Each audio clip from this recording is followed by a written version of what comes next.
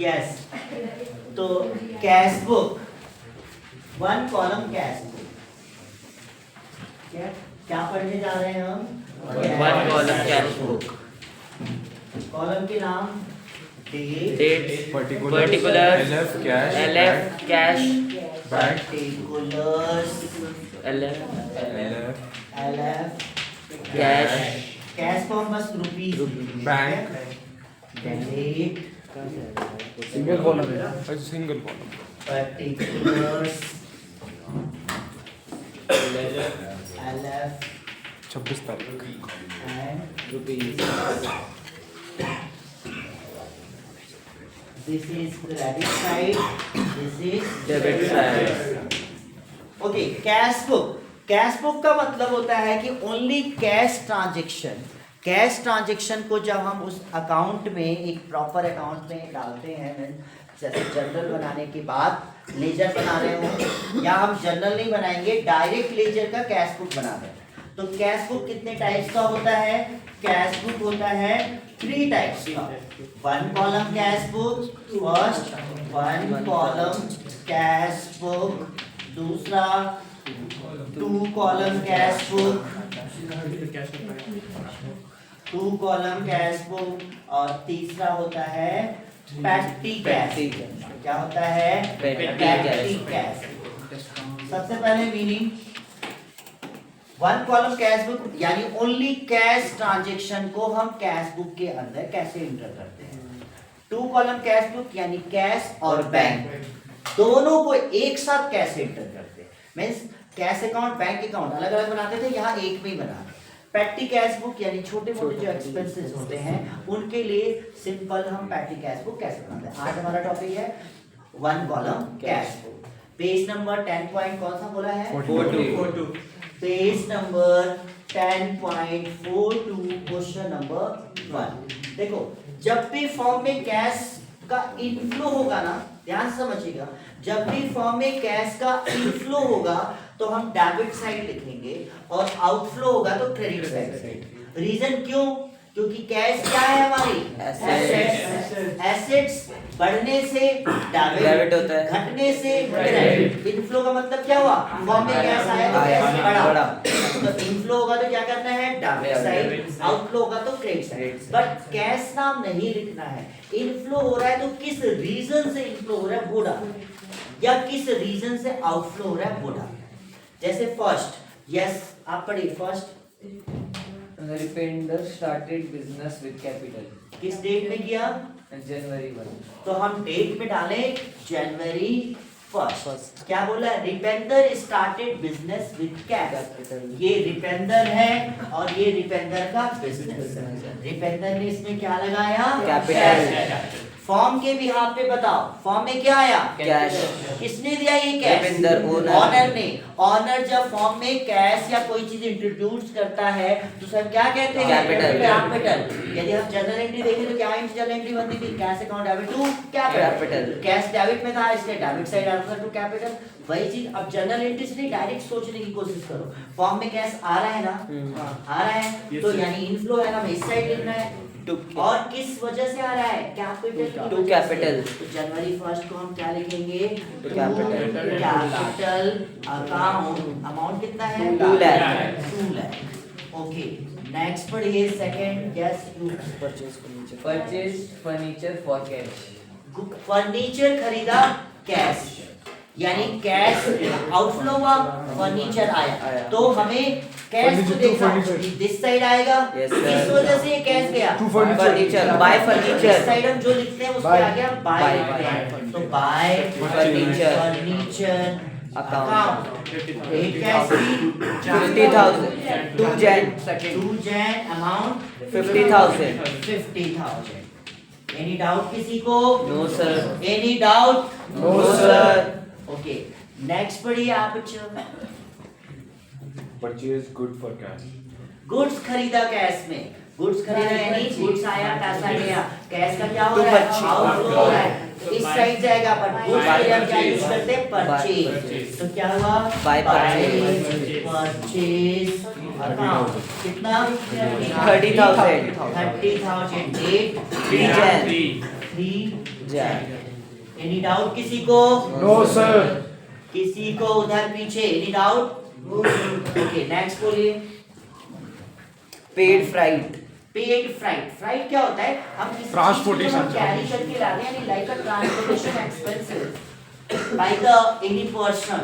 यदि हम किसी पर्सन से कोई चीज कैरी करवा के ले आ रहे हैं, जैसे ढूंढवा के ले आते हैं, उसके बदले हम जो पे करते हैं उसे कहते हैं फ्राइट। तो दिस इज एक्सपेंसिव। तो कैश का इनफ्लो होगा कि आउटफ्लो? आउटफ्लो। तो किस साइड आएगा? दिस साइड आएगा ना, तो बाय फ्राइट। डेट क्या है और अमाउंट? 500 okay next. फिर carriage क्या होता है? Carriage freight labour. Both are same, but carriage का मतलब होता है कोई पर्सन अपने सर पे रख के ला रहा है तब पैसे लिया, और फ्राइट का मतलब होता है कोई मतलब वो गाड़ी वाड़ी से धक्का वक्का देकर कैसे करके ला रहा है, बट बोथ आर एक्सपेंसिव। ठीक है ना, डिफरेंट डिफरेंट नेम है। जैसे आप रिक्शे से जाते हो, ऑटो से जाते हो, तो दोनों सेम ही है ना। रिक्शे से जाने का किराया लगे, ऑटो से जाने का किराया लगे, दोनों टाइम में तो पैसे आउटफ्लो ही होगा ना। तो वही चीज है, राइट हो चाहे कैरेज।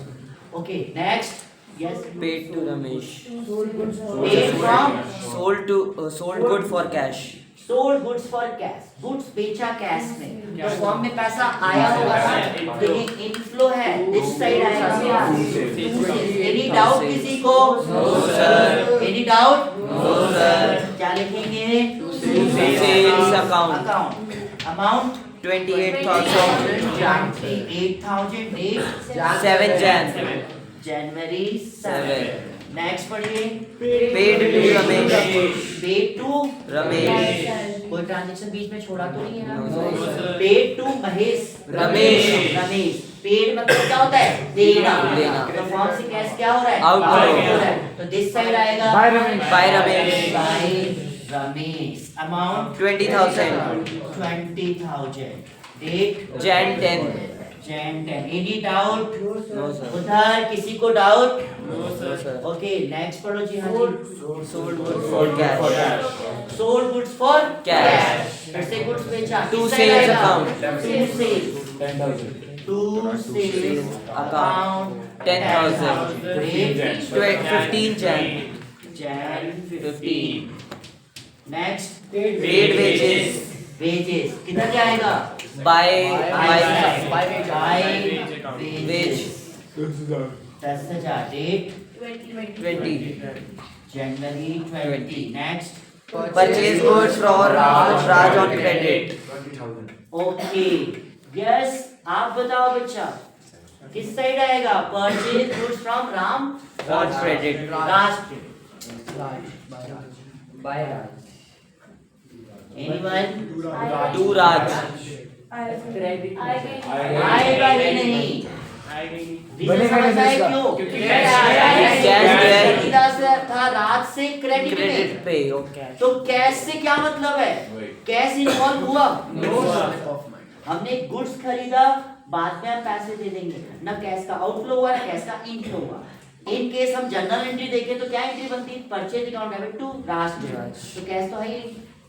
आप यदि जनरल एंट्री नहीं बनाना चाहते हो तो ऐसे भी समझो कि जब हमने गुड्स राष्ट्र क्रेडिट से खरीदा है क्रेडिट में, उधार में, तो फॉर्म में कैश का ना इनफ्लो हुआ ना आउटफ्लो हुआ, तो इस ट्रांजैक्शन को इसके अंदर नहीं लिखा जाएगा। रीजन समझ में आया? Any doubt? No sir. Okay next पढ़ो जी।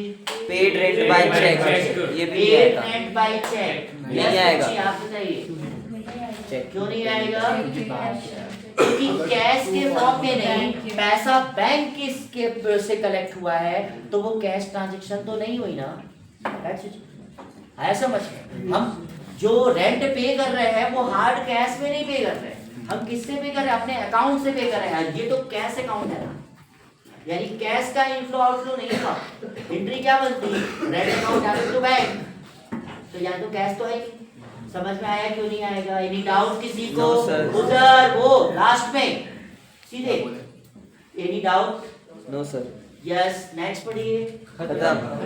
अब क्वेश्चन खत्म। जब क्वेश्चन खत्म हो जाता है तो क्या करते हैं? ये Total.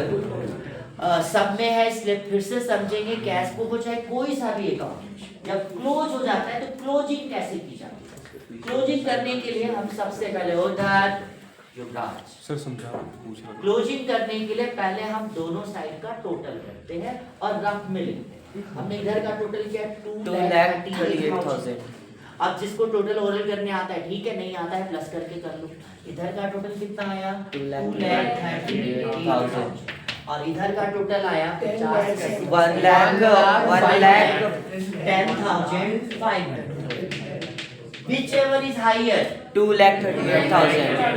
तो जो हायर होगा वो हम दोनों में सेम साइड, मतलब ये जो लाइनिंग हम खींच रहे हैं ना क्लोजिंग की, ये बिल्कुल सेम लाइन में होना चाहिए। अब सेम करने का मतलब ये नहीं कि एकदम लाइन लेके सीधा खींचना, मीन्स थोड़ा चलेगा बट ये भी ना हो कि एक यहाँ तो एक यहाँ, क्योंकि कभी कभी जैसे इसमें ट्रांजिशन कम है तो ये नहीं कि इसका टोटल यहाँ लिख दिया और इसका टोटल यहाँ लिख दिया, हमें दोनों का टोटल ऐसे सेम लाना होगा। कितना है ये 2,38,000।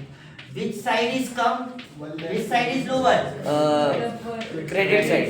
जिस साइड लोअर होगा उस साइड डिफरेंट वाला पार्ट्स लिखेंगे। डिफरेंट वाला मतलब हायर से लोअर को माइनस करके 2,37,500 माइनस किया 5 और 7 यहाँ 3 में से है तो 1,27,500। इसको लिखेंगे 1,27,500। ये रिमेनिंग बचा हुआ पैसा है ना, बाय बैलेंस इसका CD नाम लिखेंगे by balance C public D. देखो ये टोटलिंग से ऊपर लिखा जा रहा है, याद रहे।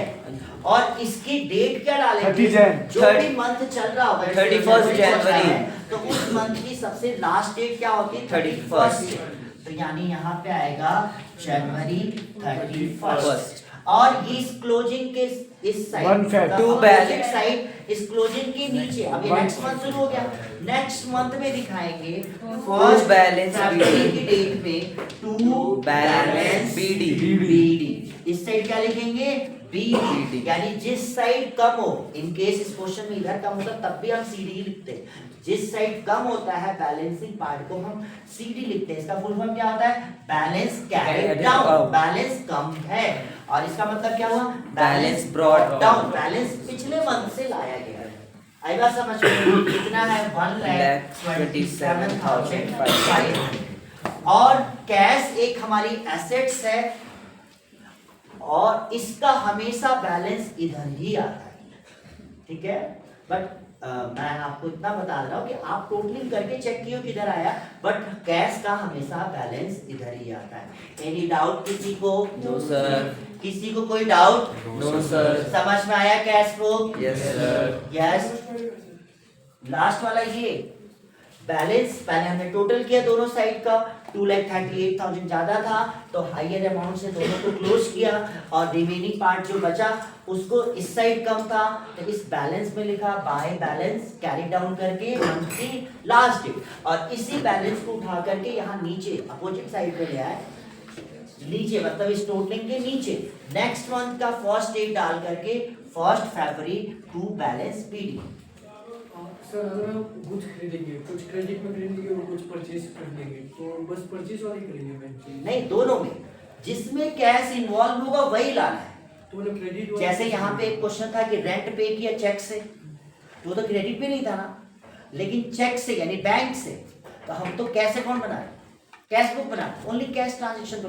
उसी तरह चाहे वो सेल का हो चाहे वो परचेज का हो, बट यदि कैश इन्वॉल्व नहीं होता है, जैसे मैं बोलूं डेप्रिसिएशन चार्ज और मशीनरी, चलो एंट्री क्या बनी, depreciation account debit to machinery, cash तो नहीं है ना इसके अंदर, तो ये कैश बुक में नहीं है।